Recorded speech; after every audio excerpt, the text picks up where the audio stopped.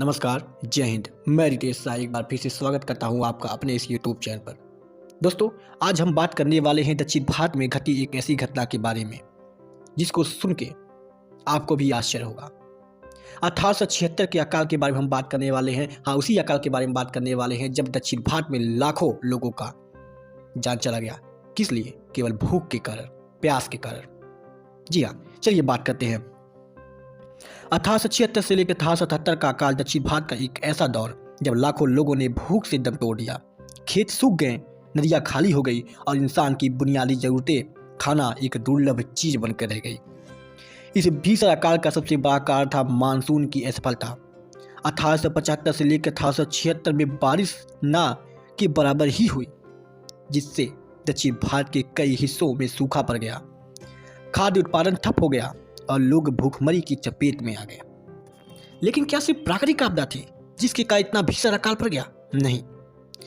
इसका जवाब यह है कि ब्रिटिश शासन की आर्थिक नीतियों ने इस अकाल को इतना भयावह बना दिया।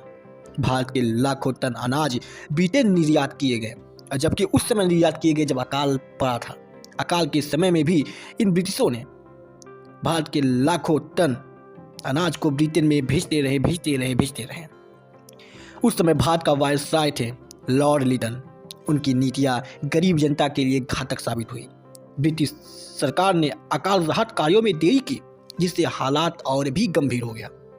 कुछ जगहों पर राहत शिविर तो खोले गए, लेकिन वहां बेहद कम अनाज दिया गया। कड़ी मेहनत करने के बावजूद लोगों को सिर्फ 200 ग्राम खाना मिलता था, जो जीवित रहने के लिए बिल्कुल भी काफी नहीं था। इस अकाल से लगभग 50 लाख लोगों की जानें चली गई। जी हाँ, इस अकाल से लगभग 50 लाख लोगों की जानें चली गई। पूरे गांव उजड़ गए। लोग अपना घर छोड़कर भोजन की तलाश में भटकने लगे। इतिहासकार मानते हैं कि यदि ब्रिटिश प्रशासन ने समय पर सही कदम उठाए होते तो लाखों लोगों की जान बचाई जा सकती थी।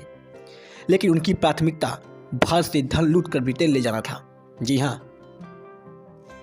आज भारत खाद्य उत्पादन में आत्मनिर्भर है, लेकिन जलवायु परिवर्तन और सूखे की समस्या फिर भी बनी हुई है।